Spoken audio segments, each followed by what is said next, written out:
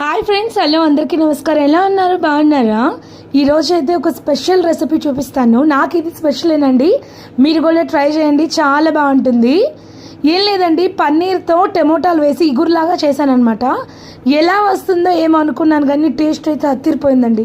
ముందుగా పన్నీర్ని కొంచెం పెద్ద సైజు ముక్కలుగా కోసి పక్కన పెట్టుకొని పొయ్యి మీద బాండల్లో నూనె వేసి తిరగమాత గింజలు, జీలకర్ర, ఎర్రగడ్డేసి బాగా వేగాక టమోటాలు, కరివేపాకు, అల్లం వెల్లుల్లిగడ్డ పేస్ట్ వేసి అవన్నీ బాగా వేయించుకున్నాక ఇదిగో ఈ విధంగా తరుక్కున్న పన్నీరు, ఇంకేం వేయలేదండి, పసుపు, ఉప్పు, కారము, ధనియాల పొడి ఇవన్నీ వేసి 10 నిమిషాలు లో ఫ్లేమ్లో కలుపుతూ ఉంచాను. భలే ఉందండి.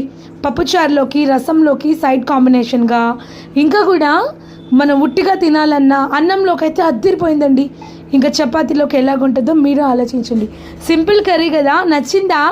నచ్చితే ఖచ్చితంగా లైక్ కొట్టండి అబ్బా. లైక్ కొట్టి సబ్స్క్రైబ్ చేసుకోండి ప్లీజ్.